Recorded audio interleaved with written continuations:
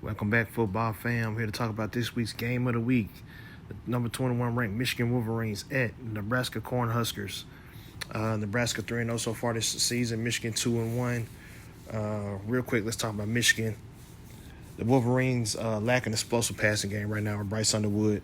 They haven't really been pushing the ball down the field. They're waiting on a receiver to emerge. But Bryce's pocket awareness has been strong to me so far this season. I would like to see him roll out on more design runs. But maybe that's not his strength. Maybe they don't want him to do that. They want to make sure he makes it through the season. So I trust Michigan on that. I like this team. I like this team a lot. I like this team against a lot of the teams in the upcoming schedule. Against Wisconsin. I like this team against USC on the road. I like this team against Washington. I like this team in Michigan State against Purdue, so on and so on. I like this team. This Michigan team is good. I said it before, I say it again, though. This Michigan team is not built to win from behind. If you can jump out early on this team, you definitely have an advantage until they get their passing game going. This game against Nebraska is the question mark. So they dropped so many in coverage, they could confuse Bryce Underwood and force him to hold on to the ball longer than he wants to.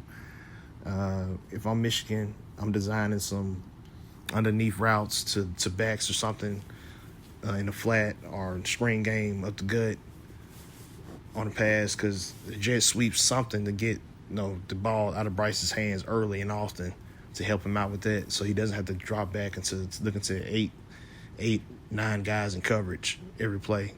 Nebraska has a 3-3-5 defense. They drop guys all over the field. One of the best secondaries in the nation last year and this year, so keep an eye out on that. Michigan has to find their Nico Collins, Roman Wilson type receiver on this team. Who will it be? Who's going to step up? A lot of people say it's going to be Morgan's going to be the option. So far this season, he has 9 catches, 121 yards, and a touchdown. His best game this season so far has been against Central Michigan, where he went 4 catches for 69 yards and got his only touchdown. I'm looking at another option, though. Indiana transfer, Donovan McCulley. He's a big body receiver, 6'5", 200-pound senior. He actually had his best game against Oklahoma when he went 3 catches for 91 yards. He has 10 catches and 158 on the season. No touchdowns yet. That's the guy I would try to find a way to get the ball to. He's a walking mismatch. I would try to get this guy the ball. If I can just spend some time on this Michigan offensive line. Not as good as offensive line if you've seen in the past from Michigan. So this year, even if Nebraska only rushes 3 or 4 guys, I still think they have a chance to get home. This Michigan offensive line has got to hold their ground in the pass game. It has to get that push, which they have been getting that push in the run game. So that's their biggest advantage to me. Justin Haynes and Jordan Marshall. Shout out to Jordan Marshall for getting going last week. But Justin Haynes, 49 rushes, 388 yards, 5 touchdowns. A little inflated because of the 75-yard touchdown run. But if they can keep Justin Haynes going, that's their biggest advantage. That's how they win this game. They got to run the ball. Switching over to the Michigan defense. If I'm Michigan, I'm blitzing Dylan Raiola early and often. Through this year, he has protected the ball, but last year he made mistakes when facing pressure with 11 interceptions last year, mostly on 3rd down when facing pressure. It was like his worst advanced analytics stat, you know what I'm saying? But however, out of 94 qualified quarterbacks, he's still ranked 22nd in the nation in the lowest turnover-worthy play rate. So that should be noted right there. He has protected the ball this season. He hasn't been tested really, though, unless you want to count the season opener against Cincinnati. So this Michigan team has already been testing against Oklahoma, so they know what a good team looks like. Oklahoma, top 10 team. This Nebraska team, is it a top 10 team? I don't think so. But this Nebraska offensive line is definitely top 10. They've dominated against lesser opponents so far this season. But the test is, can they do it against Michigan? This defensive line of the Michigan Wolverines, year in and year out, is good. So far this year, it doesn't look like a strong defensive line, but this could be the game where they show up. If Michigan win this trench war on the offensive line against Nebraska defensive line, who has been gashed, and this Michigan defensive line can get home, if they win this trench war, Michigan can win this game. That's going to be key for the Wolverines. Now let's talk about Nebraska. Dylan Raiola has looked extremely confident this year. His accuracy is over 70% on his passes. He has improved mobility in the pocket. They switched to a quick passing game from last year when they had a longer, drawn-out plays trying to get the ball down the field. They focus on getting the ball out quick to the receivers on the outside and in the slot. Raiola is not the only playmaker on this team. Before I get to those wide receivers, let's talk about Emmett Johnson, man. He's the key to victory. If he can run the ball against the behind the strong offensive line, then the junior could be in for a big day. He had 218 and 4 touchdowns over the last 2 games.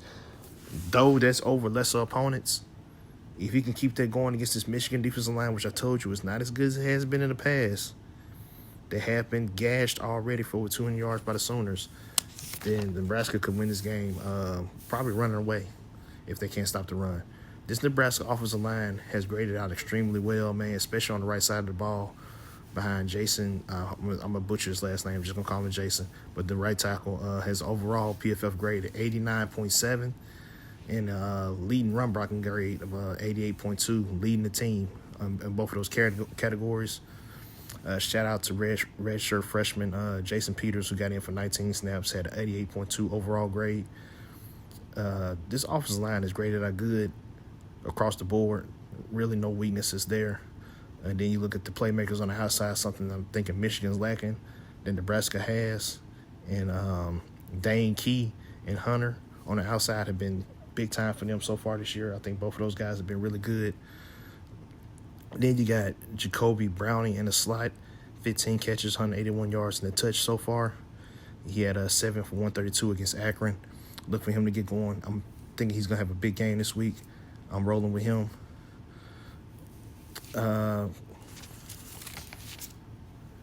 Turning our attention to this Nebraska defense. Like I said earlier, they run a 3-3-5 behind defensive coordinator John Butler. This is his second year. He has seniors all over the field, man, for this defense. Right off the bat, not a lot of teams run a 3-3-5 as their primary scheme. So this could give Underwood problems early on. They will try to hide the fourth rusher pre-snap, which can mix up the blocking assignments and booster their pass rush. And from that, they got 4 seniors in the secondary starting for them right now, with the only newcomer being Andrew Marshall, who's a junior, who's graded out pretty well at 79.4. This secondary ranked in the top 20 last year, by the way. Andrew Marshall transferred from Marshall. If we just talk about who has the advantage to each position, let's start out with the quarterback position. I'm going to probably favor Michigan right now. Had this game been later in the year, I definitely would with Bryce Underwood. But Dylan Raiola looks really confident right now. 8 touchdowns, no turnovers.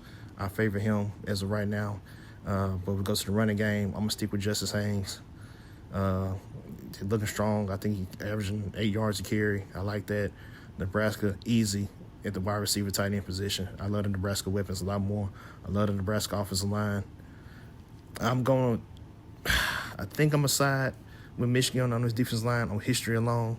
But, you know, what happens? Michigan, I'm going to give you the advantage of defensive line and linebacker. I'm taking that Nebraska secondary, and, of course, I'm taking the Nebraska coach. Nebraska head coach Matt Rule, this is 3rd year on the team, man. Been better and better each year, 3-0 right now. Big recruiting weekend against Michigan this week. So I like Matt Rule. No disrespect to Sharon Moore, still learning on the job. Michigan got them a good coach. This team is better than last year. I expect them to have a great season. But this week, I'm going to favor the Nebraska Cornhuskers.